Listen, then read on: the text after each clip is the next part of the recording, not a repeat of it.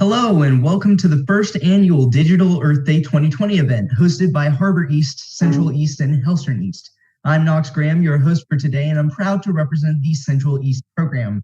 Our guests today include Robin Gregory, founder and director of Native Expeditions, Robin Reed and Justin Taylor from the Boston Mountain Solid Waste District, Carrie Byron from the Beaver Watershed Alliance, and Foodcorps.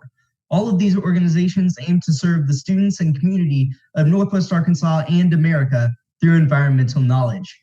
First, we have Robin Gregory, the founder, and Jeff Haters, the education director from Native Expeditions. Native Expeditions provides students, educators, and the general public with education and opportunities to improve their environment in the Northwest Arkansas region. Hello, Robin, and hello, Justin. Hi, that's Jeff, actually. Sorry, Jeff. Okay. No worries. Hello, everyone. Happy Earth Day 2020, the 50th anniversary of Earth Day. We're excited to be here with you live on this web stream. And I want to tell you a little bit about Native Expeditions if you're not familiar. A part of our mission is to provide education, leadership, and stewardship, as well as opportunities of cultural significance, conservation, and we also use technology. And I personally have worked with East students all over Arkansas for about 12 years. And so we use all of those skill sets to improve our native habitats and our communities to enrich them. Our true vision is that we help develop youth conservation leaders. And we have a whole lot of partners. So I'm just going to kind of read off that list, because as a nonprofit, we really do try to reach out into the community, not just with other nonprofits and schools, but with state and federal agencies.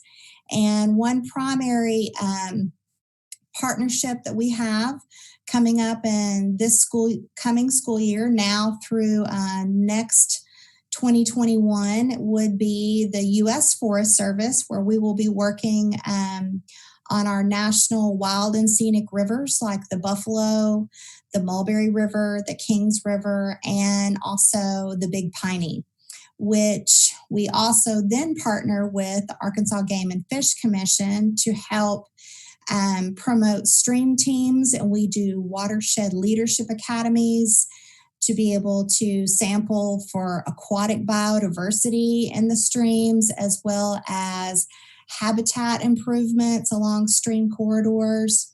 And then we have another addition to this kind of conservation education this year.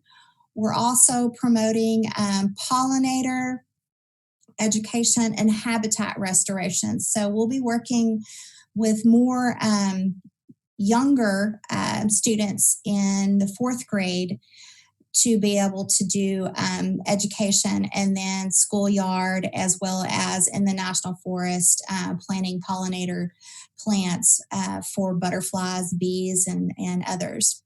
But some other partners that we work with, we do large field events with our agencies and other groups, usually anywhere from 200 to 500 students on any given event. And one that we have in the fall, if we get to actually come back next year and be able to gather in large groups again. It's been going for a number of years. Our partner is the Arkansas Forestry Commission. Arkansas Forestry Association Education Foundation, and they're a statewide agency. And we also partner with the Forestry Commission. They come out and bring their bulldozers and their heavy equipment to show off what they do in the woods to do prescribed burning and protect against wildfires and so on. We also partner with the Buffalo River National Park Service, and we do some trainings out there at Steel Creek. One very local nonprofit that we work hand in hand with is the Teen Action Support Center that's based out of Springdale. And we also outreach generously to the Washington County JDC, or Juvenile Detention Center, as well as some of our local stores that assist in some of our curriculum and at our events. And we've even done some camps with them, our Pack Rat Outdoor Center, as well as Birds Outdoor Center on the Mulberry River, and Turner Bend Outfitters. They help with our Watershed Leadership Academies. Fat Tire, the bicycle company, comes out. And we also have multiple search and rescue partners that come out and provide kind of that sort of outdoor education, in addition to another national organization that has trainers all over the country, which is Leave No Trace. And Leave No Trace Center for Outdoor Ethics works a lot with the Boy Scouts, as well as all of the state and federal parks, and kind of provides outdoor ethics to how to treat things in the wood. And Jeff's going to talk a little bit more about that a little bit later. But going a little bit more into what we're hoping for coming up the end of this year and the beginning of next year, over the summer and so on, is to provide Watershed Leadership Academies. And what that is basically taking students out to the streams. We've done it both here in Northwest Arkansas, which would be someplace local within 15 minutes of, say, any given Fayetteville or Springdale school, or any of those in Benton County. However, we go out and sample macroinvertebrates. So we try to actually catch crawfish and little bugs that live in the stream, as well as, different microorganisms that don't have vertebrae, like worms and shellfish and things like that. And it's really kind of a fun thing to be able to see the diversity and find out how healthy a stream is. And we do water quality monitoring in terms of, we also actually test the water chemistry, the pH, the temperature, those sorts of things. And then while we're there, it usually doesn't take more than a couple of hours to do all of that science at the stream. We can even shorten that, but we usually try to extend it and make it a stewardship project while we're there, because all of the streams all throughout Northwest Arkansas and the state always have trash. And whether it's picking up a Walmart sack or, a soda can or a plastic bottle, those are really, really important things to us. And it's usually only takes about 10 minutes. And so we provide that stewardship opportunity at the same time we're essentially leading a science expedition out into the streams. And occasionally, some of the things that we have for stewardship opportunities is that we also get recruited occasionally by the Arkansas Game and Fish Commission to have an opportunity to bring students out to do fish surveys. We also get to sometimes get invited to come out and help plant riparian plants that hold the stream bank in. And so that would be trees and shrubs and things. And we've planted over 200 trees and shrubs before with 10 students inside of an hour. So, you can plant, maybe 10 to 20 plants in an hour for a person. So it really doesn't take that long, even throughout the winter, when there's no bugs and snakes and things.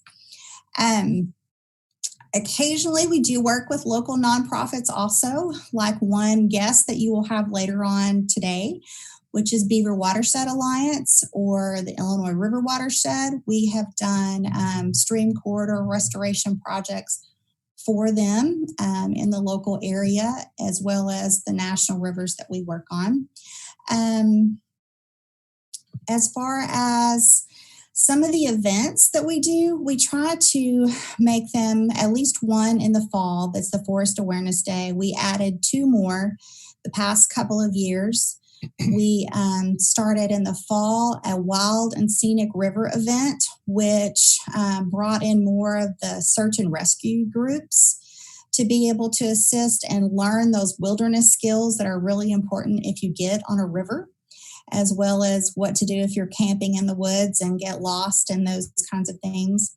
So that's kind of our fall event, is the Wild and Scenic River. As well as spring, we started one called Woods and Watersheds, which we brought in some groups like the Buffalo River Horsemen, and they teach leave no trace skills related to how to camp, and even how to camp with horses. They bring out their horses, and they often do trail cleanups themselves. So that's a big part of what we do. Is, we kind of approach it from, we try to help every other nonprofit that we can, as well as teaching the education portion of it, and then also get into the technology as well as what East does.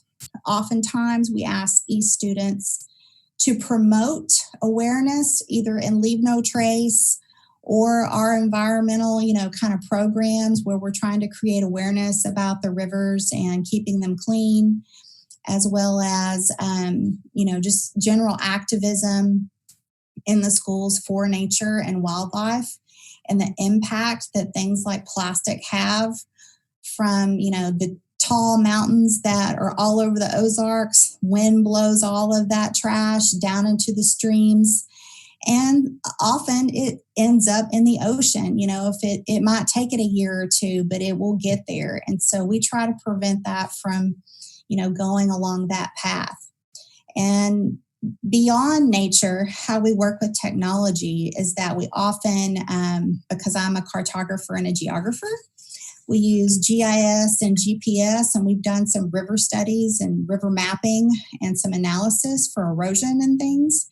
And so we'll likely be doing that in the upcoming year. And so that's kind of its own little team of technology buffs. And we're always looking for more help with graphic arts in terms of video, because you might see at the top of our screen, we're very much into video documentaries and telling the story of nature and the folks that work in this industry in conservation.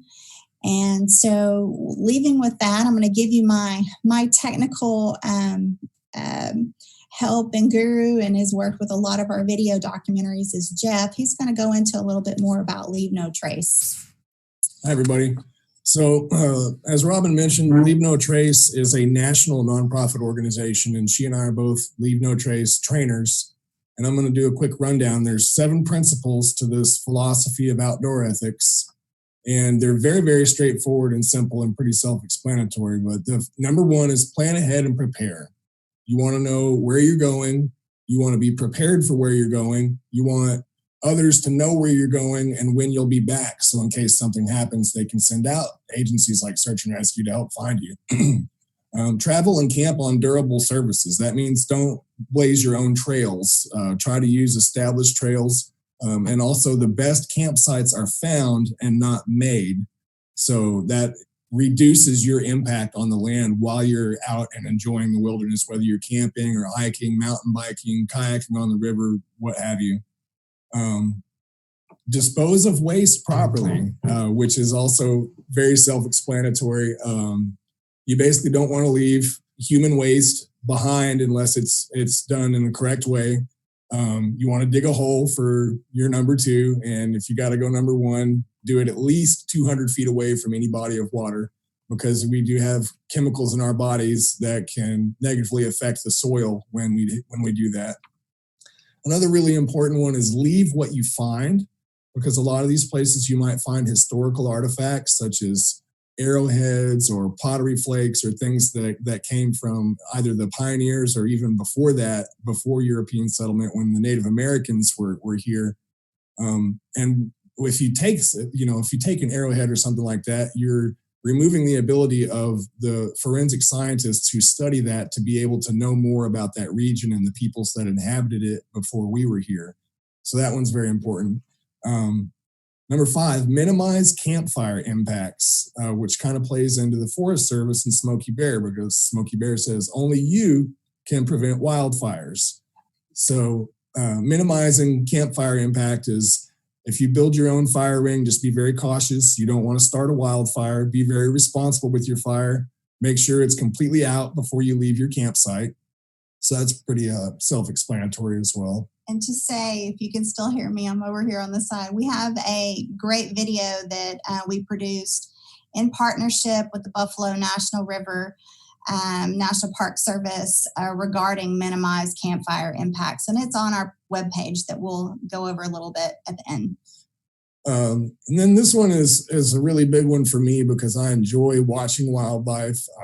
I've always been an outdoorsman. I'm not really a hunter or anything like that, but I like to observe wild animals in their habitat, but a really important one to me is respect the wildlife, because you're visitors in their home. They live there year round, where you're just going there for, maybe a weekend to camp or whatever. But always be respectful and aware of wildlife, and don't ever try to approach them or feed them or anything like that. It's totally cool to watch them and take pictures of them, but don't try to interact with them.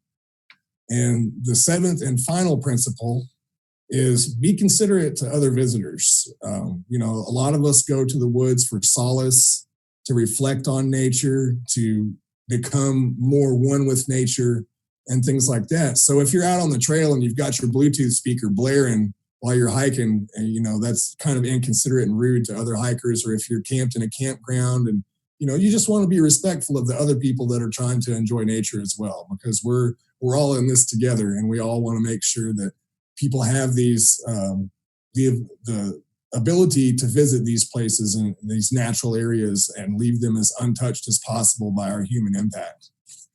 And the biggest impact that can often be made for wildlife is, as Robin mentioned, is picking up trash. It's really easy and doesn't take long. We usually always take trash bags and gloves with us when we do these events, so that, while we're doing the events, the students and educators and other agencies alike can pick up trash. Like she said, it doesn't take very long, but there are always trash particles in the river. And a big part of those is microplastics. And the biggest one is cigarette butts. You would not believe how many cigarette butts we have cleaned up from waterways. I used to work for state parks as maintenance, and the biggest part of my job was picking up cigarette butts. So I absolutely hate it when people throw them on the ground. But the real reason that they're a danger to specifically our waterways is cigarette butts contain dozens of harmful chemicals that are detrimental to aquatic species.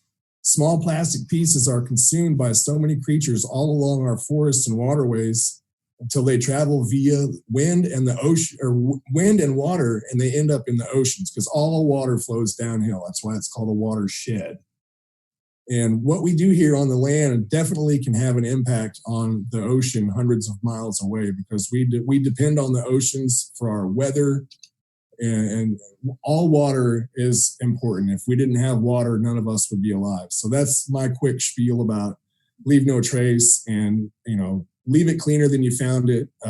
Leave nothing but footprints and take only pictures. Thank you guys very much for having me on today. One last thing we like to just say is that on our website, we do have a Earth Day eco challenge, I guess you could call it, but it's more like a pollinator challenge. And we are giving away a couple of backpacks filled full of Smokey the Bear gear, as well as a Leave No Trace water bottle and some other little fun things. And so, I don't know, here, let me put it in front of me. There we go. Well, flash it back and forth. But yeah, it's basically a swag bag with some cool stuff from the Forest Service. And yeah, so that's basically what the winners of that challenge will receive. And we're super easy to find. Anytime you Google Native Expeditions, our website's going to be quickly to pop up. Number one. And we're at nativeexpeditions.org. And we're easy to find. And if you have any questions, you can always find either Robin or Jeff, ROBIN or JEFF at nativeexpeditions.org. We also have a Facebook page if you guys are into the social media thing.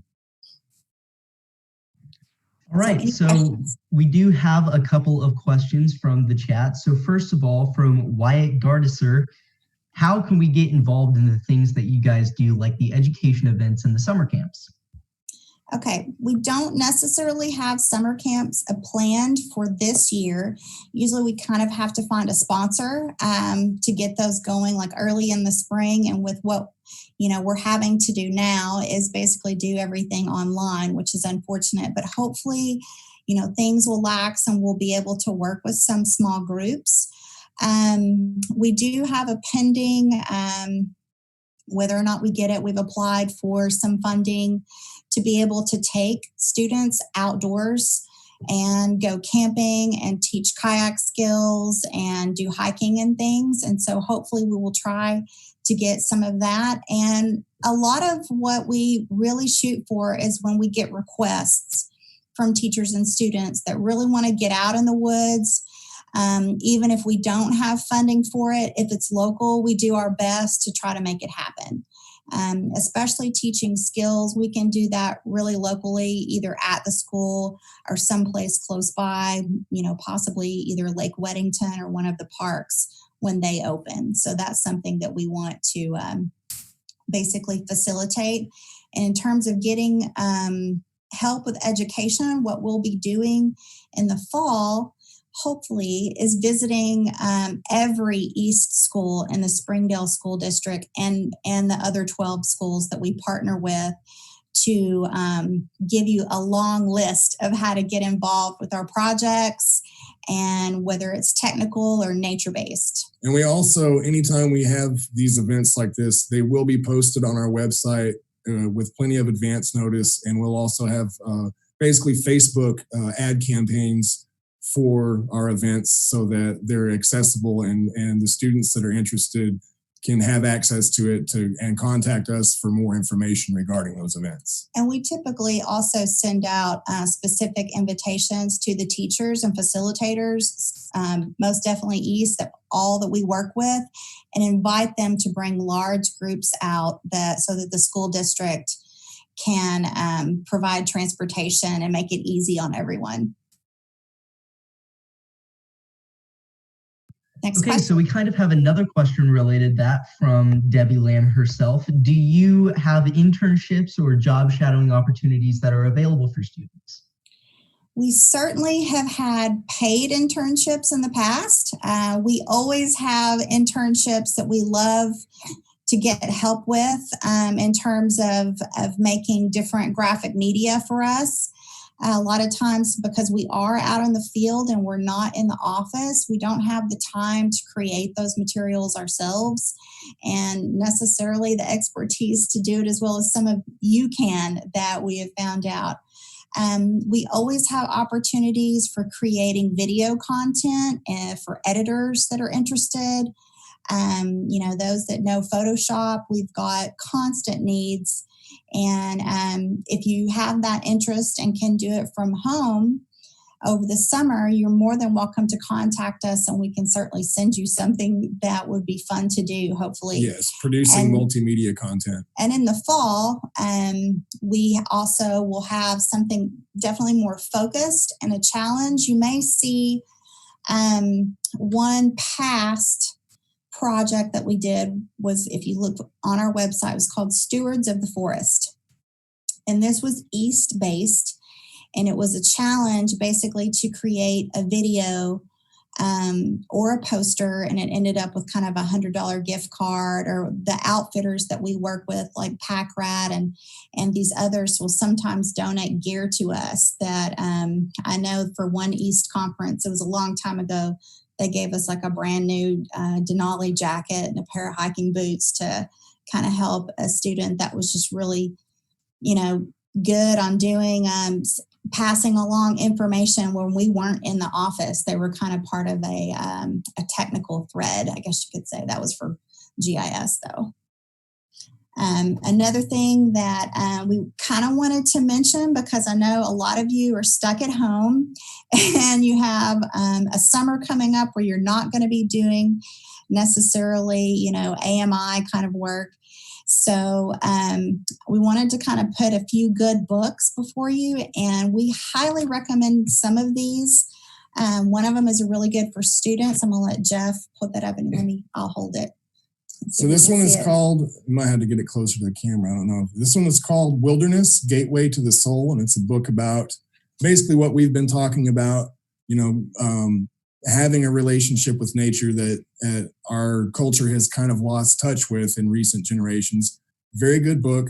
And then one of my personal favorites is, I don't know if you can see that, it's called Coyote's Guide to Connecting with Nature. And it's basically a book about how we can connect with nature, activities that we can do to connect younger generations to nature and instill in them the pride to want to be good stewards of this planet and maintain it for future generations. There's an old Native American proverb that we don't own the land, we borrow it from our grandchildren. And that's kind of profound if you think about it.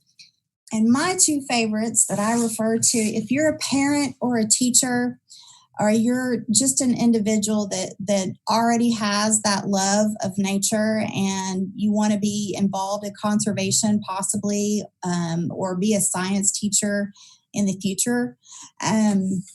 One of my favorites is Last Child in the Woods, and it really talks about nature deficit disorder. And so I'm sure some of you may know, if you're a techie out there or you're a gamer, you know somebody that doesn't experience much nature. And what we have found through the course of our camps and our programs is that those that kind of feel stressed out from, the rigors of school and technology, once they get out in nature for a little bit, it really offers a great reset for them. And it goes into the details of how it's very well researched, nature deficit disorder. And then another one that's a little bit older, it's over 10 years old, but it is profound in some of the points that it makes. And it is called Earth and Mind, and it really goes into how we educate and make impacts with our environment. And it's very easy to read and very profound. It's one of my favorites, and it's by David Orr, O-R-R, Earth and Mind. So that's kind of any more questions that might have come up? No. Well, if the chat has any more questions, then they can go ahead and go to your website or your social media platforms, but we don't have any questions as of right now. So we appreciate you for coming here. Thank you for joining us. Thank you, guys. Thank you. Y'all have an awesome Earth Day and get out and hopefully enjoy the weather some and go look at some pollinators, butterflies, bees, and wildflowers that are blooming everywhere that are just gorgeous right now. Go stomp in a mud puddle if it's raining. Thank you. Thank you. Next up is the Boston Mountain Solid Waste District. The Boston Mountain Solid Waste District not only is an important recycling and waste disposal service in Northwest Arkansas, but it also provides education and support to community, school, and business recycling efforts. With us, we have Robin Reed and Justin Taylor. Hello, Robin. Hi. And hello, Justin. So why don't you tell us a little bit about what Boston Mountain Solid Waste District does? Okay, so just a background on Boston Mountain Solid Waste District. We were created by legislation in 1992. We're one of 19 solid waste districts, and we serve Washington and Madison counties. Our board is comprised of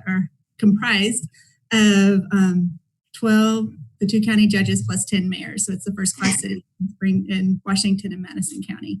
The Springdale mayor is our board chair. So we are tasked with solid waste management, and this includes a really diverse set of tasks that we have assigned.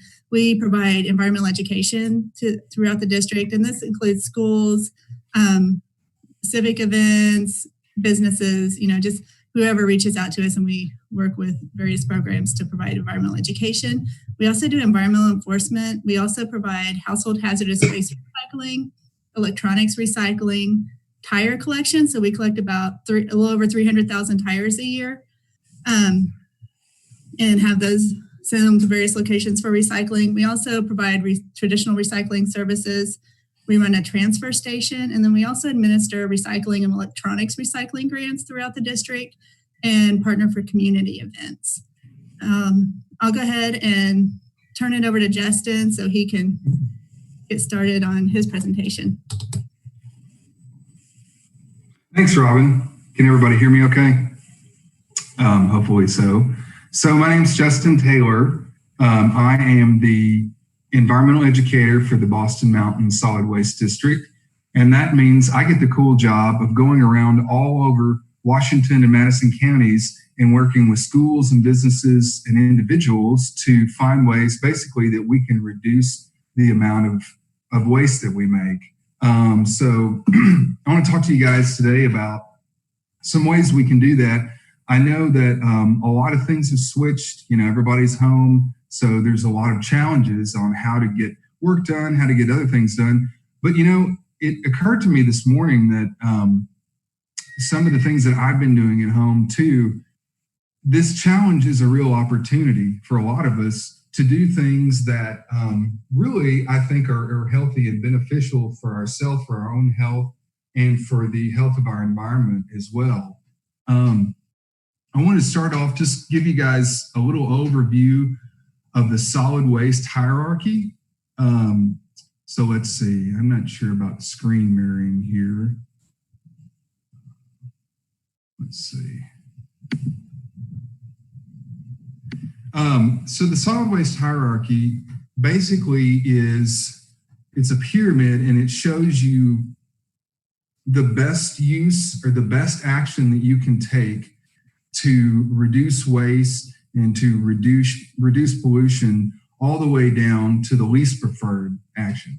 And this is a little bit of a surprise sometimes, because the bottom of the hierarchy, or that is the least preferred action, is landfilling. And a lot of our trash still goes to the landfill, which for you guys that don't know, that's in Tawnytown. It's called Echo Vista Landfill. And it's the only landfill that we have in our area. Almost all of our trash goes to that landfill. There's some exceptions to that in Oklahoma and Missouri, but most of your trash is going to end up in that landfill. The best thing you can do to reduce waste is basically, it's called source reduction. So what that means is reducing waste by not creating it in the first place. Some easy ways that you can do that, and this ties in with my first theme, is think DIY. So around your house, think about ways that, let's say you want to create a raised bed garden, or you want to create a chicken coop, or something that you would like to do at home, a project maybe that now you have time to do. Well, the first question to ask is there a way that you can make something like that? Let's use a raised bed garden, for example, just out of the stuff that you've got at your house. So the other day I realized I had not enough space for the plants I had bought for my garden. So I looked in the garage, and fortunately I found enough 2x6s and 2x4s that I just put together a raised bed garden for myself. So a question you might have is, well, okay, but wouldn't it be easier just to go out and buy the lumber, save yourself the time of having to find it? Well, not necessarily. There's a lot of sources available, places like Habitat Restore, a lot of lumber and things out there that you can get that you can reuse, or you may have some at home you didn't even know about. And so that's going to save you money. And it's also going to mean that less lumber will be created and therefore used and sent to the landfill. So that's how we reduce waste at the source. And this can be really simple stuff. I mean, I'm sure you guys have seen things like making bird feeders out of 2-liter plastic bottles. So that's another way. You're using something that's already been used once. So in essence, you're reusing it, but you're also reducing the amount of waste that we create at the source, because we didn't have to make that new bottle to create a bird feeder. So that's a cool thing that you could do. The second thing that I want to talk about a little bit, and I'll be watching for questions if anybody pops up with a question. So I call this one creating a local share economy. And that sounds like a big idea, but it's actually a lot simpler than it sounds. So the other day, I don't have a tiller to work the soil for my garden. So I just walked across the yard and asked my neighbor for a tiller. So a lot of this just means borrowing things from your neighbors. You know, in other words, maybe you need something, a piece of equipment, a bottle, whatever it is you need for a project. Is there some way, and keep in mind that, everything that I say, I should frame it with, we want to stay safe at home. We want to make sure that we're doing our best not to spread the virus and all those things. So that's kind of top priority. But with that in mind, maybe there's a neighbor, maybe you've got a friend that's got, some cardboard boxes or something that you could use to make something that you're going to do, like a small garden, or maybe you're just going to plant some plants outside. And so when you do that, you're saving yourself money. We're reducing the amount of carbon that we put into the air, because anytime we produce new things, we have to use fossil fuels to produce those things, which creates carbon emissions. I like the part about saving money, which is especially important now, because I know it's tough. The job market's tough. Everybody's having to cut back a little bit. So it's a really simple way that you can save some of that money, and maybe you'll take a camping trip, or maybe save that for a vacation or something that you might get more enjoyment out of. I have to throw this little 2 cents in. This is the part where I say, looks like Grandma and Grandpa were right. I can remember that, my grandmother was born in 1914. So she would have been a little girl in the Great Depression, and she saved everything. She had cans that she would grow stuff in. They had a little garden all the time. And as a kid, I thought, okay, that's what old people do. It's kind of cool. But now I realize, hey, they were really onto something. They were just taking stuff they already had and repurposing or reusing that stuff. And they were saving money and helping the environment by doing it. So the third item I've got here, and this is a big one for us, I think, especially now because of all the restrictions that we have in place in the community. I call this one Shop Smart. So I know it's really tempting. You go into the store or you get online and you see all this stuff and you need all this stuff.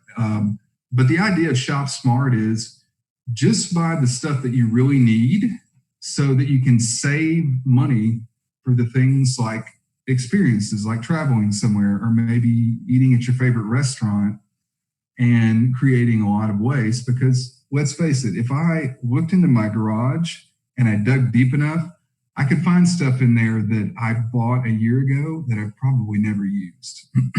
So another part of Shop Smart is buying things that last a long time. I think this is an important one, and I've learned this lesson over the years. A lot of times, you buy, let's say you buy a fishing pole or something for outdoors, and it's good to get a discount on something, but a lot of times buying something that lasts a longer time will actually end up saving you money in the long run. And it means you'll have less waste at the end, because if something breaks, then you have to throw it away and buy a new one. So that's the part that I like to call Shop Smart. The next one is super easy. This is something for sure that everybody can do. And this is just to save containers that you get. A lot of things, so I'll throw this recycling plug in real quick. One of the questions I get asked the most in recycling is probably, what do I do with this yogurt cup? And so I'll take the yogurt cup and look on the bottom of it, and it usually has like a number 5, which means in most places in Northwest Arkansas, including our drop-offs, you can't recycle that. But what you can do is reuse it. So, maybe you've got old yogurt cups, Cool Whip tubs, any kind of storage containers. Those things are great for using leftovers for. We use them to put like spices or beans or grains or that sort of stuff in. Because right now, the way recycling is, there's not a lot of options for taking those to a drop-off or recycling those. But if you reuse it, then you're going a step up on the hierarchy. So that means you're doing something even better than recycling by reusing it. So that's a super easy one. I feel like that's something everybody any age can do at home. That goes too for like, I know a lot of people like to do crafts. So maybe, and this goes back to the whole, if you can find it at home, get it from home instead of having to spend the money to go to the store and buy it. So, maybe you're going to make a bird box or something like that, or crafting. Check out and see what you've already got before you spend that time and the money to make the purchase. You may be surprised at what you can find. This one kind of fits into that category too. So we have using real utensils. So when you're going to do meals, paper plates can be convenient sometimes, but we create a lot of excess waste by using those kind of disposables. So maybe using things like, ceramic plates, or maybe you've got a durable plastic plate that you use, bowls. Just think, use stuff that's durable and not disposable. Because while those disposable things aren't necessarily a huge chunk in weight of the trash we make, they do create a lot of unnecessary waste, and there's also some pollution that's involved with the manufacture of those products. Okay, so talk a little bit about recycling here. We're pretty fortunate, I think, in Washington and Madison County. We have a lot of great places where you can drop off recycling. Boston Mountain, we have recycling drop-off collection at our office in Prairie Grove. So that's on Bond Road, just before you come into Lincoln, and we can recycle most of the things that the other places will take there too. You can check out our website for a list of those. Oh, also, our website is bostonmountain.org. And if you go on there, there's a search map. And so let's say you've got some old AA batteries, or you've got a glass jar or something like that.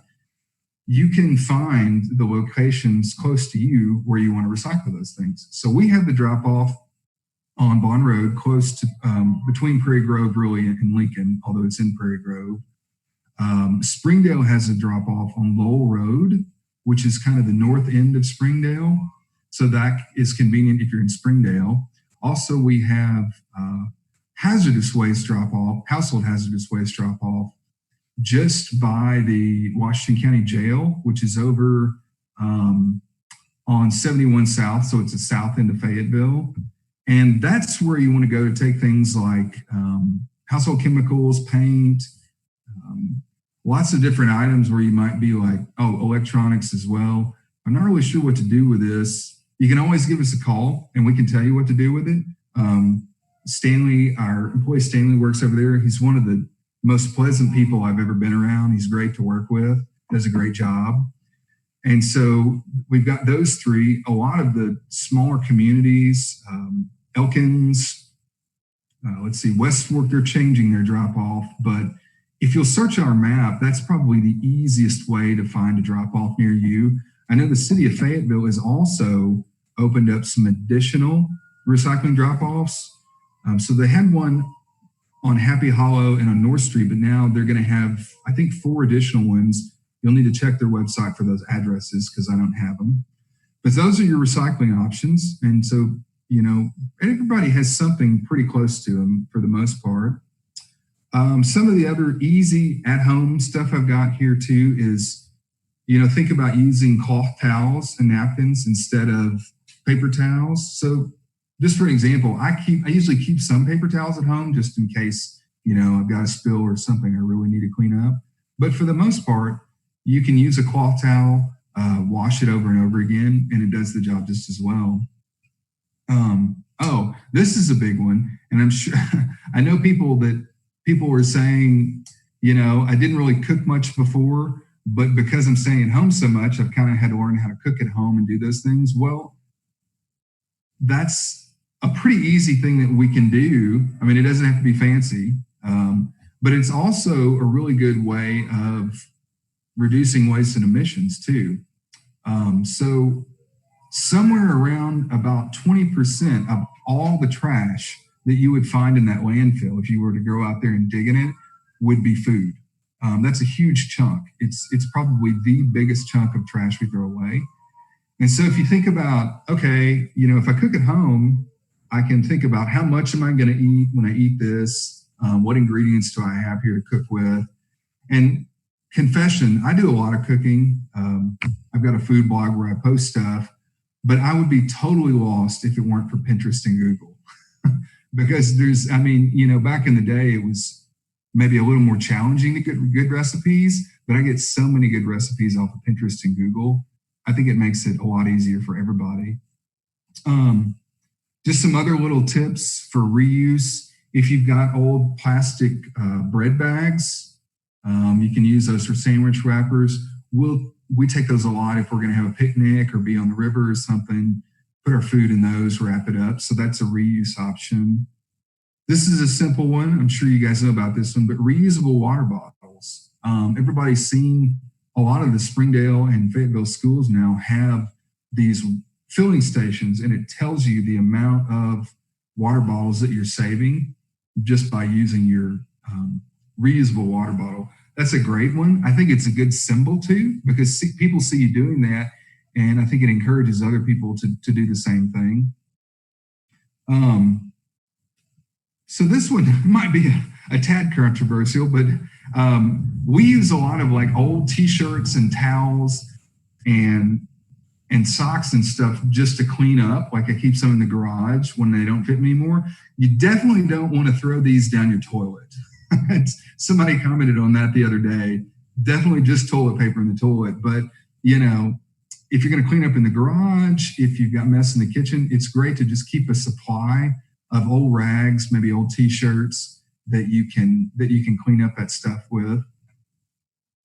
Of course, I mean, if you want to take a step further, and I've done some experimenting with this, you can even make your own cleaning solutions. It's amazing what white vinegar, water, and lemon juice will do. I would definitely say refer to the pros on this, look it up and see what kind of mixtures, because I've been reading things about people making these homemade cleaners that become toxic, and we definitely want to avoid that. So, you know, get good information, check it out, know what you're doing before you make those. But that can be a great way of saving money because you don't have to buy the new cleaners, and also helping out the environment a little bit. Let's see, buying in bulk. That goes back to the whole shopping smart thing. So my wife has a membership to Sam's, and you know, once in a while we'll go get a bulk thing, maybe shampoo or toilet paper or stuff like that. And so you might think, well, but you're still buying the item, right? But if you look at the packaging on something, like if you have a small container, say this size, that's quite a bit of glass or plastic that packages the amount of product that you want. So if you buy something that's, you know, say 3 or 4 times the size, you're still getting the product, but you're getting less packaging material per the amount of product that you want. So buying in bulk is a really good way to reduce waste as well. Lots of options for that around here. This is a big one too. Selling or donating any unwanted furniture or clothes that you have. I mean, we've got a lot of options for that. Goodwill, Salvation Army, Plato's Closet. Then there's some of your, you know, upscale, I think Lizzie B's, these all these places that you can sell these old clothes. That's a great way of reuse.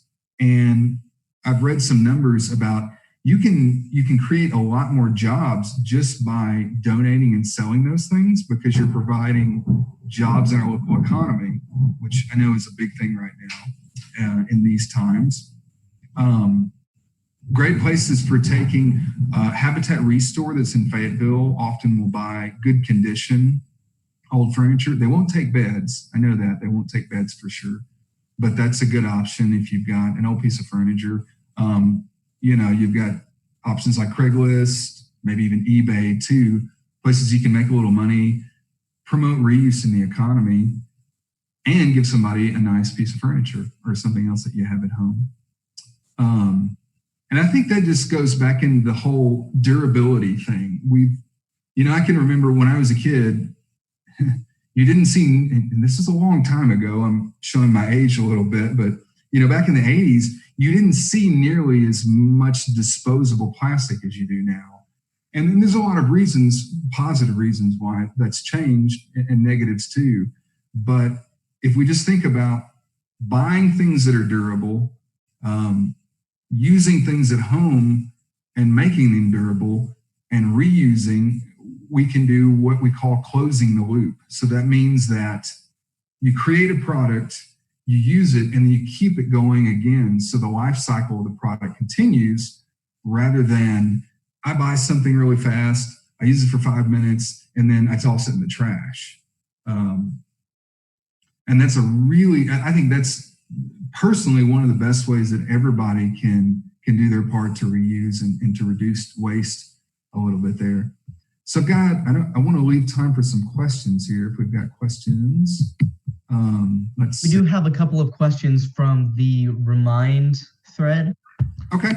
So first of all, we have a question. What are some ways we can get involved with your program?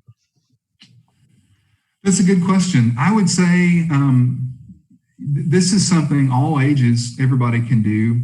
We do get on the Northwest Arkansas Environmental Ed listserv. If you're really interested in this and you really want to participate, there's a Northwest Arkansas Environmental Education listserv.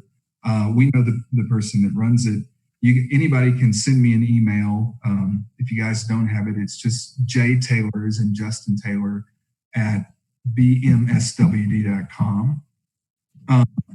On that list, you'll see things like stream cleanups, plantings. We do, it's going to depend on the virus and everything. And we've got a cleanup scheduled for the West Fork of the White River. That would be a great one to do. Who knows what's going to happen with that, but we will have others soon. Let's see. A big thing that I do is work a lot with East teams, but not just East teams, any teacher or students in the school that want to get some sort of a project going. We, let's see, at Walker Elementary, last year, we built some raised bed gardens out of salvaged lumber.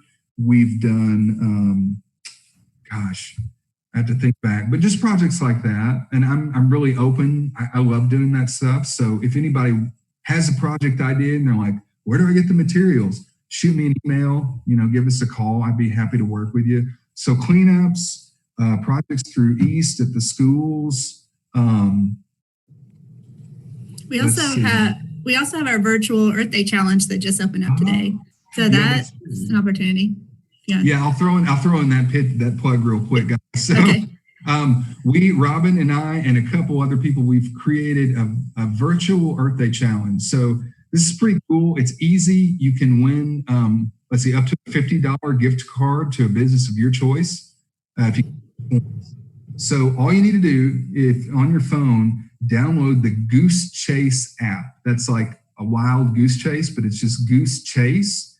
You download that. It will ask you if you want to be guest or create a registration. You can do just guest. It's super easy. And basically, it's just tasks like go take a picture of a reusable shopping bag or take a nature walk and do a video. And then you post it. Every time you post this stuff, you get points. So we're going to give prizes, gift cards away to the people with the most points within a month time period. So that's a cool one. Got 30 days to do that one. Anything else, Robin? I think just along the line of cleanups, we partner with a lot of watershed partnerships on those, a lot of different community partners, municipalities as well, and in schools. So if you're ever wanting to host or organize a cleanup through your school or your community, reach out to us, and we're always happy to help out however we can. So I think that's also, guys. In addition to schools, we do a lot of work with businesses too, especially small businesses in the area. If a parent or you've got a business or you've got an idea, all of our services are free with those, which is a big bonus. So we can come out and probably find a way to help you reduce your waste and maybe even save you a little money too. That's free. Okay, we also have another question about one of the things you do, the Green Bench Challenge. We have a question from Remind asking what it is. Green Bench Challenge. So the Green Bench Challenge is something that we've been doing for, 5 or 6 years now, Robin? 7 years? I think so, several years. Yeah, a long time. It's really cool. It's one of our best contests. So what you have to do is get a team at your school, and you have to, and of course, dates have been changed because of the virus and everything now. But usually it runs in the spring, usually February to about the 1st of May. You have to collect 2,000 colored number 2 bottles. So basically what that means is you've got your shampoo bottles, detergent. It has to be a non-see-through color. It has to say number 2 on the bottom. That tells you the kind of plastic it is. And it's got to be a bottle shape, which I'll show you my root beer bottle here. So it's got to be smaller at the top in the neck part than it does at the base, which is a tricky one. I get that question a lot. If you get 2,000 in that time period, we give the schools, or we give those teams, a recycled. Oh, I have some other examples here, guys, to show you. This is there's a shampoo bottle. See, it's got the smaller neck here and the bigger, fatter body. That's a bottle. It's kind of self-explanatory for the most part with the bottle, but there are some tricky ones. Anyway, yeah, so you can win this green bench. They're probably the coolest benches ever. We get them from a fairly local maker that takes, I think, tire material, some of that plastic, and they compress them. And these things are indestructible. I mean, I've seen 15 fifth graders stand on one and it didn't even bend. So the benches themselves are made out of 1,000 plastic bottles, number 2 plastic bottles. So we do 2,000. So then we're paying one forward. It's kind of the concept. Right. And then the base of it is made out of recycled tires. And we actually purchased them from one of the vendors we use for recycling tires that we receive in our district. So this is one of the ways we're closing the loop, but we're purchasing products back from tires that we've sent off to be recycled. That one's really cool too, because it's a very tangible way of saying this bottle was recycled into this material. And like the kids I'll go and pick up the bottles for them. I'll do a pickup at the school and we give them the bench so they can see, really tangibly see what is made out of this stuff, which I think is important. We need to know that what we're getting for this. Mm-hmm. That's wonderful to hear. So if the students have any ideas if they want to do it for their own school, then that'd be pretty cool. We also have another question that's kind of related.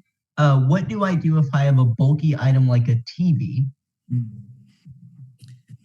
You want me to answer that? Yeah, you take that one. Okay, so currently we're asking everybody to hold on to those just because that is an item that, our staff does have to handle up close and personal. So just to reduce the risk of spreading the virus, we are asking everybody to hold on to those right now. Once restrictions have been lifted and we've opened up our services again, we do have recycling services for those. There is a small fee associated with those, depending on what type of a TV it is. The tube style, which are the older ones, or console are $10 each. The flat screen TVs and other electronics are $5 each. We do partner with communities throughout the district to host free electronics recycling events throughout the year. And we put these on our event page calendar. So if you have that TV sitting in your back closet or storage shed and you're looking for a place to get rid of it, you can always take it we accept them at our Springdale recycling facility, our household hazardous waste facility in Fayetteville, and also our transfer station recycle center in Prairie Grove year round. And then we also have the community events. Okay, that's awesome to hear. So we have one more quick question before you go. Somebody is asking about car videos, something that you do on YouTube, perhaps? Car videos? Videos on YouTube of some sort. Cat. Oh. Cat. Justin has a famous cat. Yeah, so I've been working from home a lot and I have a cat that really likes to get involved. He really enjoys gardening and recycling and stuff like that. So at first I was trying to do these videos of so we do these in-school programs like recycle paper making, recycle candle making, how to construct a landfill out of stuff that's delicious. And I kept filming this stuff and the cat would just get right up in the middle of it. And so Robin was like, well, maybe you just need to let the cat be part of it. So I did. Yeah. But hopefully stay tuned. I'll make some more soon. Oh, here we go. This is Spidey, the recycling cat. He's done his recycling today. He's done. Okay. Yeah, but stay tuned. There'll be more of those soon, hopefully. Yeah. Okay, awesome. we'll hope to see some of those pretty soon. So do you have any final things you'd like to mention? We appreciate you for coming on here. Hey, I have one last comment. Start small. That's my comment. Like, if you really want to do these things like gardening or reusing or recycling and you're getting started, take the easy stuff. It's easy to get overwhelmed. I've done it myself. Just, start with something super easy. Start recycling, or, plant your plant and then go from there. That would be my advice. Okay, so that's good advice. Thank you for coming on. We appreciate having you here to give our students some of the information about recycling. We know it's kind of a interesting issue that not many people know a lot about. So thank you. Yeah, thanks for having us.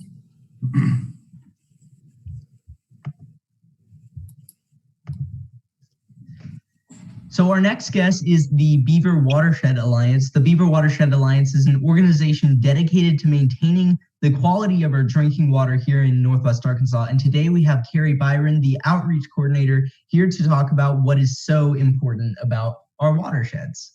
Hello, Carrie. Hi, everyone. Happy Earth Day.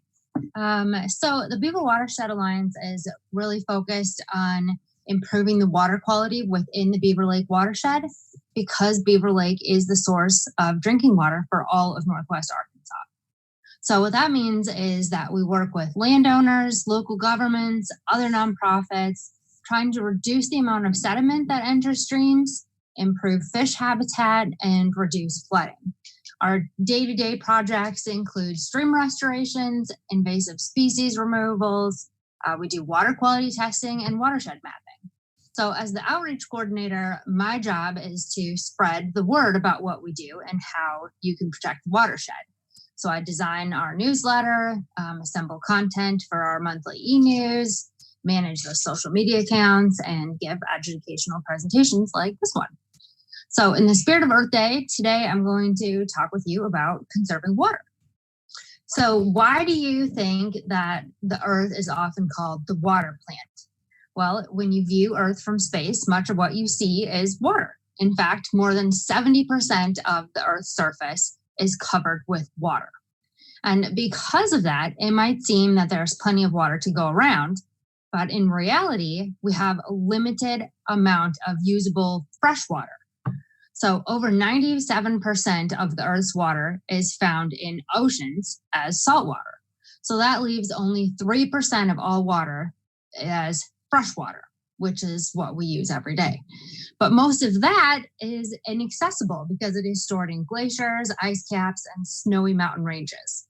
So the remaining 1% is what is available for us to use for our daily water needs. And that is located in rivers and lakes and some in groundwater. So we use all of this fresh water for a variety of purposes. The agricultural industry and the production of agriculture are the major uses. And then home, business, manufacturing, and mining also require fresh water. So not only is there very little fresh water that we can even use, but demand is ever increasing. So by the year 2030, experts predict that the global demand for water will outstrip the supply by 40%. Yes, it is possible to actually run out of water. We are very fortunate to have clean water here in Northwest Arkansas that is always available to us, but we must not take it for granted, and we need to try to conserve as much as we can. So there are a couple different kinds of water usage. There is direct water usage, which is water we use directly, such as turning on the faucet, flushing a toilet, or using a garden hose. When we start thinking about conserving water, this is what we tend to think of first, is how we can reduce our direct usage. There is also indirect water usage. We call it virtual water usage. And this is the amount of water that's needed to produce our food and all of our consumer products. Each person in the United States uses 100 gallons of water a day from direct water usage. So think about that. Every time you turn the faucet on for the rest of the day, you're using 100 gallons, just you by water that you're using at your house. Now, virtual water usage per person averages 580 gallons per day. And that's not even including your food. Did you know that to get a steak to your plate uses 900 gallons of water? So it's so much easier to think about how we can conserve our direct water usage, that stuff that comes right out of the faucet. But really, virtual water is the largest portion of a person's water use. We need to focus more on sustainable production and find ways to decrease the amount of water we use to produce all of our goods and services. So let's look at a local example for some of these water use examples. Beaver Lake, of course. So get ready to type some answers. Everybody get to their keyboards. Here we go. How is the water of Beaver Lake used? Does anybody have any guesses? There are so many. Knox, anyone typing in, or? I think there's a little bit of a delay Okay. in the YouTube thing, so we might see some answers. Well, I'll give you the first one. So Beaver Lake is actually the White River that was dammed, and the dam is used to produce energy. So it's a hydroelectric dam. So that's number one use of Beaver Lake. Of course, lots of people use it for recreation. There's so much boating and fishing, lots of ways to get on the lake. I already gave you one earlier, which was drinking water. So that's a big one. Anybody have anything they've added, or should I keep going down my list? Wyatt Gardesser says to drink. Cody Burkett says, I don't know. Any other answers, guys? Think about what lives in the lake. We have fish. They use the water. We have birds, ducks that swim in the lake, great blue herons, other wildlife that uses it to drink from. Kind of back to the business side of things, there are certainly lots of businesses and industries, factories that use that water, and farming. We mentioned earlier that agriculture was a huge water usage sector. So we have lots of cattle and poultry production around here. Even watering crops happens. And finally, your homes. I mean, that's another big water source. Does anyone have anything else to add, or? We actually do have a question from the Remind thread. So one of our first questions, how can we help underwater wildlife? I know that's kind of relevant to what we've just been talking about with fish and their use of water. Sure. So let's see, some easy things to keep the water clean are pick up your trash. I'm sure that's been a theme throughout all of this morning. But you have to also remember that everything that goes down your sink or in your toilet ends up in a river or a stream somewhere. So if you live in town, your water will head to the water treatment plant. Any water that just runs off in your yard and goes down your street goes straight to a storm drain, and that storm drain will empty right into a creek. So I think it's being aware of that, like where that water goes, and that it does affect those fish. So you want to make sure that you don't dump out any chemicals or oil or gas like in your driveway so that it goes straight to the creek. Beware of trash, like we said. What else?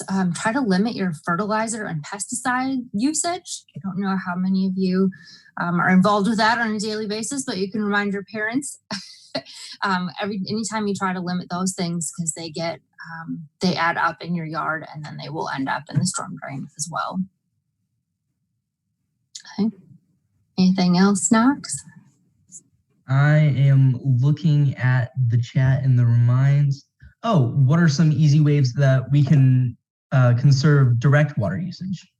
Okay, so we're going to get to that. So hold on for that answer. Okay, so we've got a big list of ways that we use water from Beaver Lake. And all of these things, from energy production, recreation, drinking, wildlife, all of those things are taken into consideration when you're calculating a water footprint, which is what we're going to talk about next. So what do you think a water footprint might be? Well, it shows us our water use patterns and can help people figure out how to manage the use of their water to conserve it for the future. So just individuals, governments, businesses, everyone can use this kind of as a plan to save water. So it takes into this water footprint will take into account the direct water usage and also the virtual water usage. So they measure it in terms of the volume of water that is consumed, evaporated, and polluted. And you can calculate it for yourself, your family, your school, even entire countries can have a water footprint. So take notes now. Everyone has homework. I want you to calculate your own water footprint. And so you can do this from the website watercalculator.org. Okay, so watercalculator.org, and it'll ask you a whole bunch of questions having to do with just your energy, your food, the products you buy, and then the actual direct water usage that you use in your home too. And it's pretty cool. And so then once you have an idea of which of your activities are using the most water, you'll have a better idea on how you can conserve it. So that's what everyone is wanting to know. How can you make a difference today at home? First of all, you want to remember that you can't be perfect and it's not necessary. You want to do the best that you can in your situation. And even the small steps that you take to conserve water will add up to have an impact. So the first category of change I'm going to give you is change your diet. Now, it takes water, and I mean a lot of water, to grow, process, and transport your food. When you eat lower on the food chain and you consume more whole foods, and then if you waste less food, you're always saving water. So eat as many vegetables as you can. That's what anyone would tell you for a variety of reasons. But they take a lot less water to grow than if you're trying to raise a cow to eat a hamburger. A piece of broccoli is going to use less water. Also, eat less processed food as much as you can. All of those processing ways, they use a lot of water to get you that food.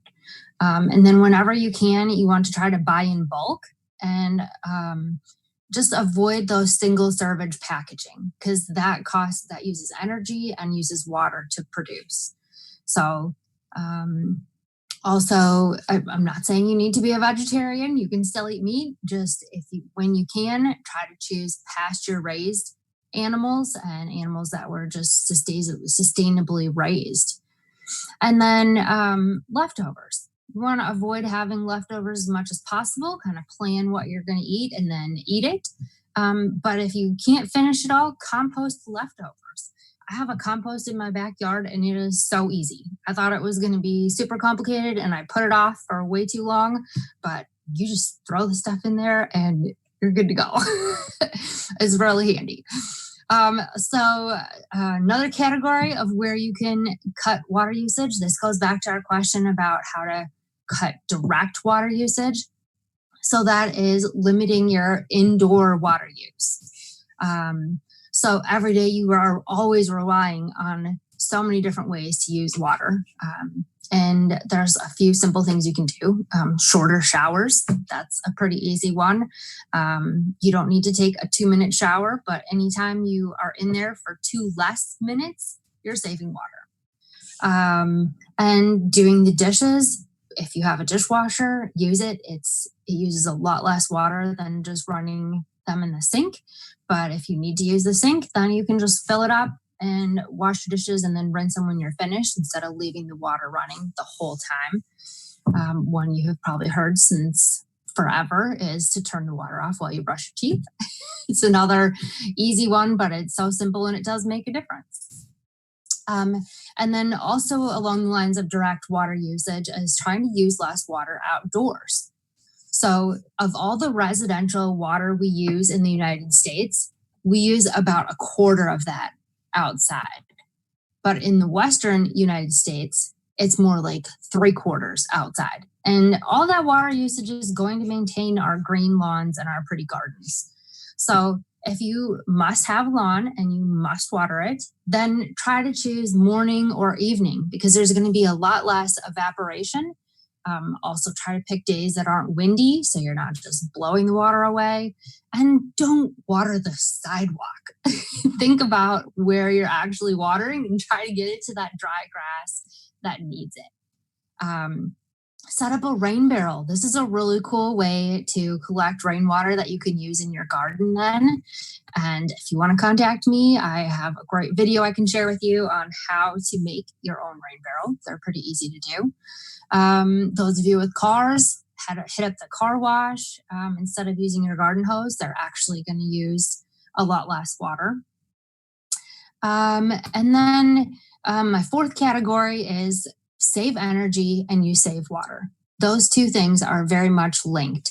It takes a lot of water to make energy, and not just hydroelectric power like we mentioned with Beaver Lake, but all kinds of energy. It takes energy to heat things, to treat water. So saving energy will save you water. Whenever you leave a room, turn off the lights. My mother was a stickler about this. She would always turn off the lights behind me. And so that is a habit that's stuck.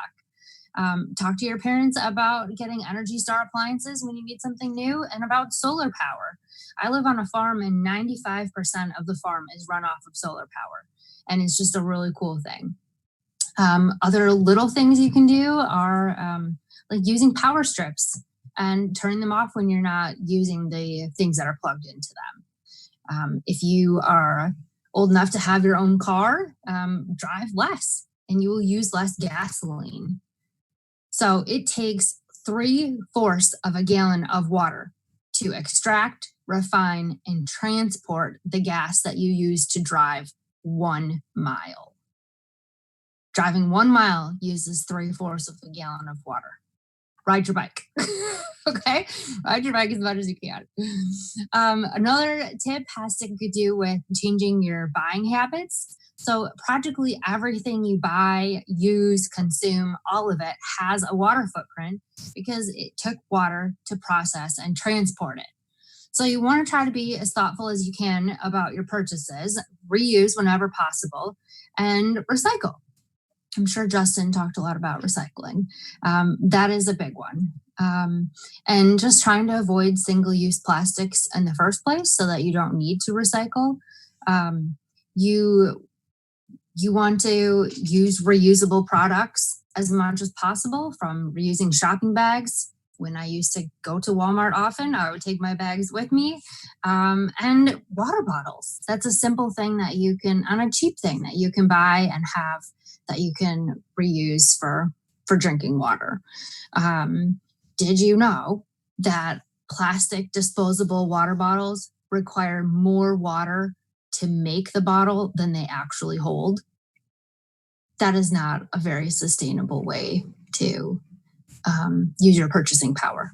So buy a good reusable water bottle, and that will also help make a difference. That's the end of my list of tips. Do we have any other questions? Actually, we do. We have gotten a couple of more questions. So first of all, we have a question from the Remind chat, the Remind thread. How do you know if your water is clean?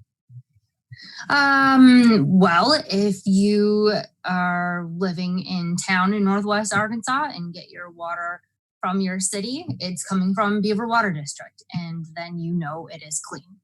If you live in a different area or you live on a farm, I have a well, so you can actually get your water tested. And I can send some more information if you guys are interested in that. Usually the Extension Service with the University of Arkansas can do that. And then there's also a place called the Arkansas Water Resources Center that can help you out with water testing. Okay, cool. So we have a couple of more questions now. What are some of the major dangers of wasting water? The major what? Oh, dangers. Well, we will run out of water at some point. I guess that's the major danger. And I think it's remembering that this is a global problem and that there are people who do not have enough water. So it's being cognizant of that and being mindful of how you use your water. There's no reason to waste any resources that we have, and water is required for everything we do and for us to live. So I think it's one of those really precious things that can be taken for granted. Okay, and then we have one more question. Unless anybody wants to type some questions into the chat, of course, feel free to do so. How can we get involved with your organization and learn more about what you do? Sure. So our website is a great place to check out. It is Beaver Watershed Alliance.org. It's long, beaverwatershedalliance.org. And there's a calendar of events on there. Of course, we're not hosting any public events right now, but once they're going again, we have some great things that we offer. We do a lot of volunteer activities that students are more than welcome to participate in, and they are fun. We do cleanups, invasive species removals, and we always have good prizes and ways to learn a lot. And also on our website, you can sign up for our e-news, which is just kind of our monthly newsletter that's full of resources and events and everything that's going on with us. We do have a Facebook and Instagram account. So that's probably the best way. And you can always email me if there's something that you would like more information on or something you'd want to help with. We're always open to student projects and helping whenever we can. And my email is just Carrie, CARRIE, at beaverwatershedalliance.org.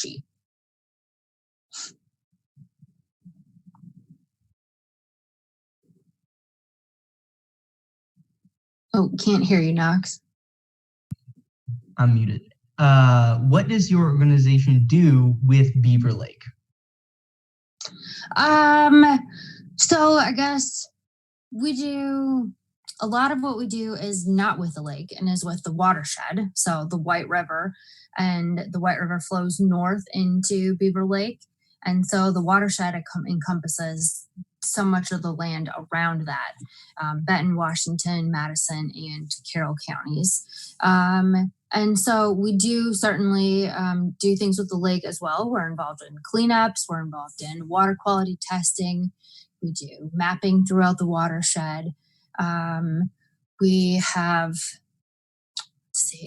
we're always doing projects that have to do with native plants, trying to restore the habitat in the right areas. We're working on getting involved with a big project along the shore of Beaver Lake to help improve fish habitat mostly. We're always trying to pick up trash. We do some other things near the lake, more in the watershed, I guess, than directly with the lake, that have to do with low impact development. So really looking at managing stormwater runoff in urban areas and trying to figure out how to slow it down and let it soak in. I think that's about it. Okay, we do have another question that kind of branches off from that. So what are some issues you're seeing with the lake and watershed right now in Northwest Arkansas? So actually the number one pollutant to Beaver Lake is sediment. You don't typically think of dirt as a pollutant, but it is. It can clog up waterways and change the flow of the water. It can destroy fish and other aquatic animal habitat in the lake, making it harder for them to breathe, changing the oxygen levels in the water. So mostly our focus is on reducing that sediment that flows through the watershed and into the lake. I mentioned earlier about the stream bank restorations, trying to limit erosion as much as possible. So we do a lot of projects where we work with some other nonprofits to actually do rock work and change the landscape of streams and then plant native plants to help hold the soil in the stream bank to prevent that erosion. Let's see. Does that answer the question, you think? Yeah, I think so. It sounds like sediment's a pretty significant issue right now in regards to maintaining the quality of the lake. So yeah, that's a pretty interesting thing. We do have a few more minutes, so if you want to say any final things related to the Beaver Watershed Alliance, then I guess just that our goal is to make sure that the whole region has clean drinking water, and we're always open to projects and ideas if anyone has them and willing to help out. So get in touch. So guys, if you want to get involved with the Beaver Watershed Alliance, feel free to go through our website to their website, or just find any of their social media platforms and you can get in touch with them there.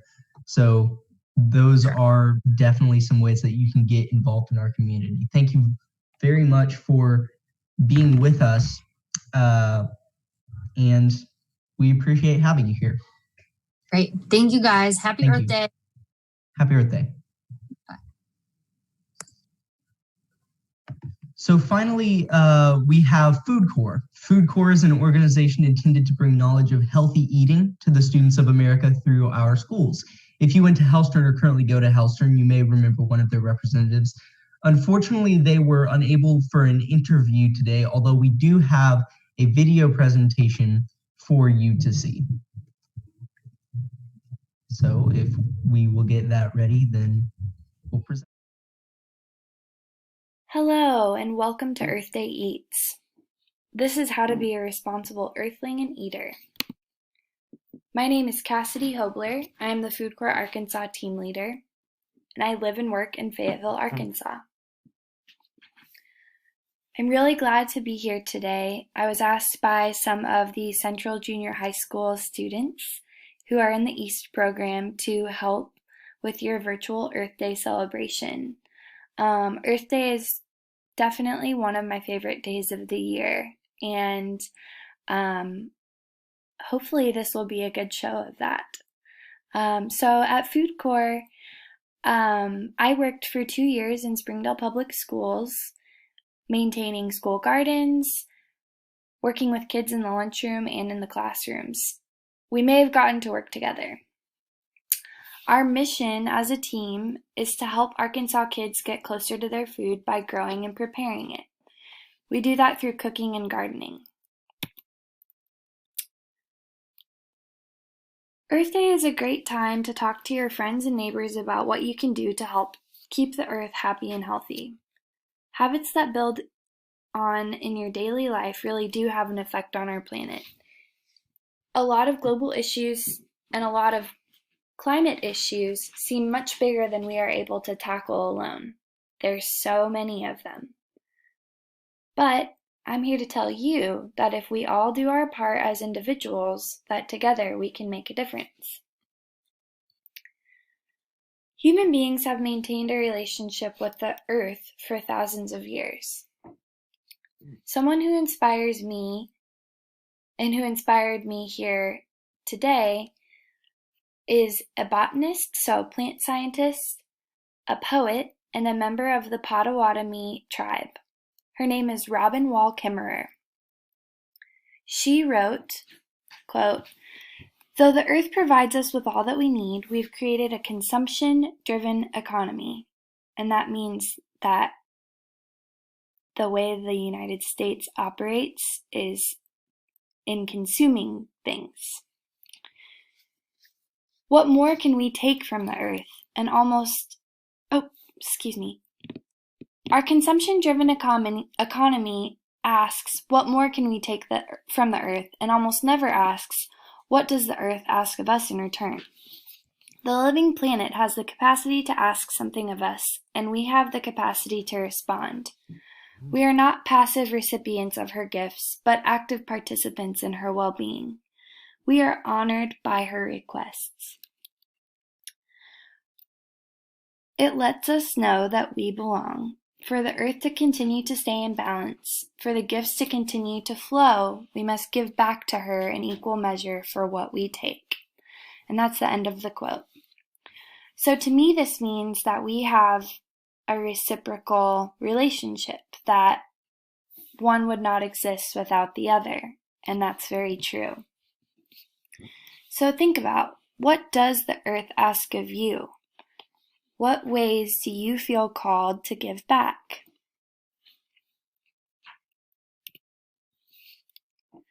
Since I've worked in food education, I'm going to tell you about what you can do as an eater to take care of the earth. And as a disclaimer, I am not an expert. I care very deeply about food and people and the planet. So this is the perfect way for me to give back and to try and help spread awareness and knowledge of simple things that everyone can do on their own. And I'm sure that you'll learn a lot of really amazing tactics and strategies and habits over this virtual celebration today. So, the obvious answer to this question, there's a lot of obvious answers to this question, but why do we eat? The number one response that I'm sure you've all come up with is because without food we wouldn't be able to survive.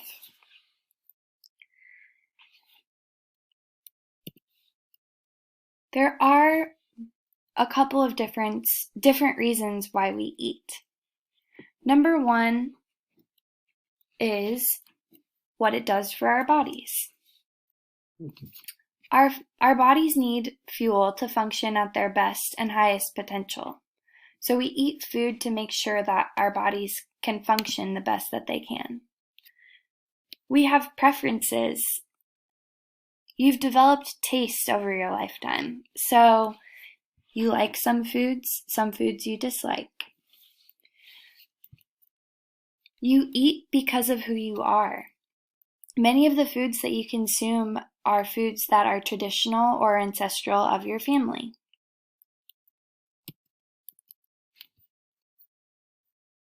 We also eat or choose to eat a certain way because of the planet.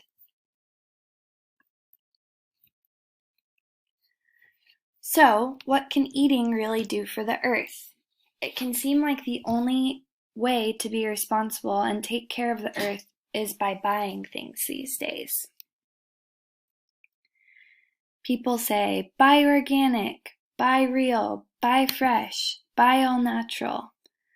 These things are labels and marketed towards you to get your attention.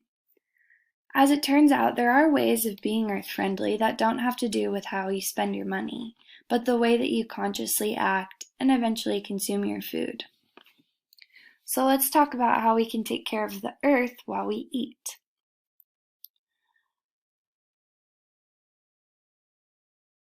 Going grocery shopping? The United States imports food into its grocery stores from all over the world. Some food travels thousands of miles to get to you. It's important to consider where your food comes from. How much gas did it take for an orange to get to your lunch tray? Your food has a carbon footprint. A carbon footprint is just a way of measuring how you are emitting carbon into the atmosphere by using an automobile versus driving a bike or walking. How far your food traveled means, or it would mean that, it took so much gas for the truck to get to your grocery store, and then from the grocery store to your home. There's a footprint with all of that. We'll talk more about that when it comes to eating meat. We should consider how much food we eat. A lot of food is wasted in the United States, so we want to make sure that we are being conscious of how much we serve ourselves and how much we throw in the trash can. When we throw food away, we throw away resources like water, soil, labor, time, and money. We want to eat more plants. So carbon pollutes the Earth's atmosphere, if you didn't know. But did you know that all of the cows, chickens, and pigs raised for human consumption pollute the atmosphere with as much carbon as all of the trucks, cars, and other automobiles do in the world? If humans got into the habit of eating less meat in general, we could help eliminate carbon emissions from our atmosphere. If we could reduce the carbon emissions from our atmosphere, we could help reduce the warming climate temperatures. Try eliminating meat from one meal of your day. After that, try eliminating meat from your meals one day of the week. This might be hard at first, and you'll have to find vegetarian recipes, but it will be a delicious challenge. We should look for foods that are at the grocery store labeled Arkansas made, Arkansas grown, or local. This means that foods were grown in the state of Arkansas. If you're able to buy these foods, your food will have traveled a shorter distance to get to the grocery store, and you will also be supporting someone in your community.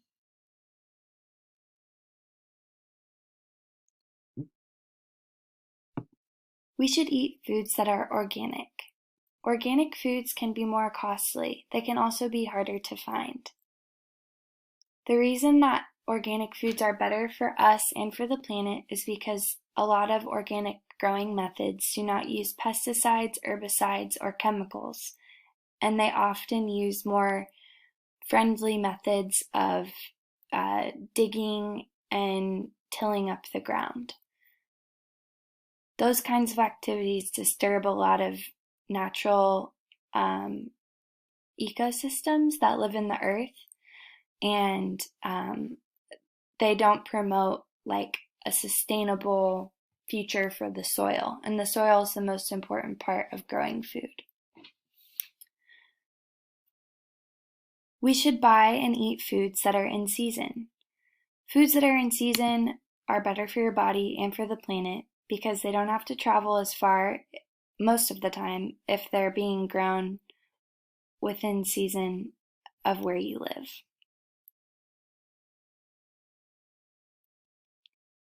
As an eater, if you're out to eat, you should avoid getting a to-go container.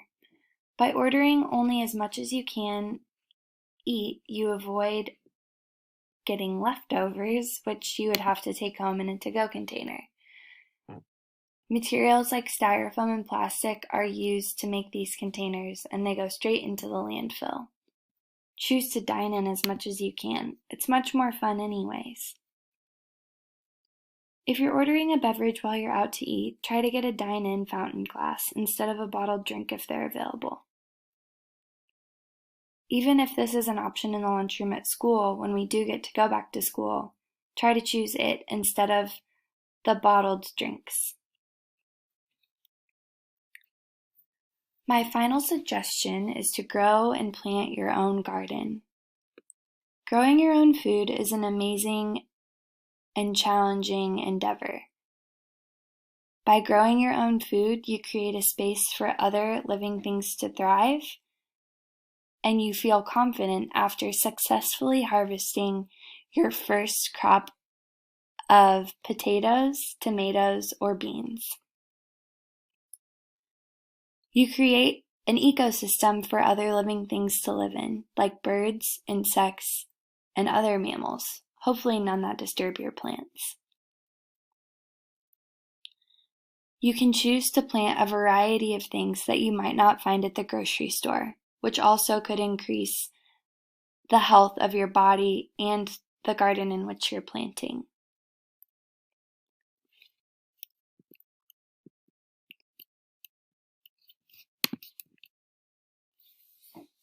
I hope that you have a wonderful Earth Day and that you found these suggestions to be helpful.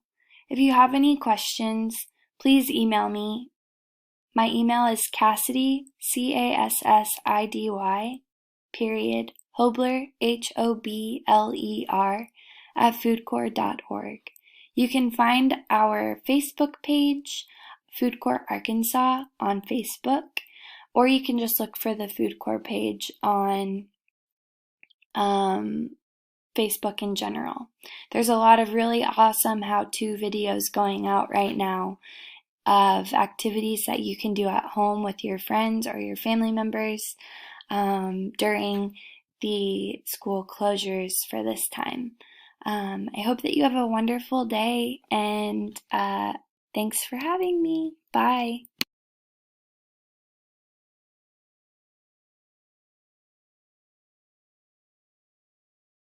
The Hellstern representative.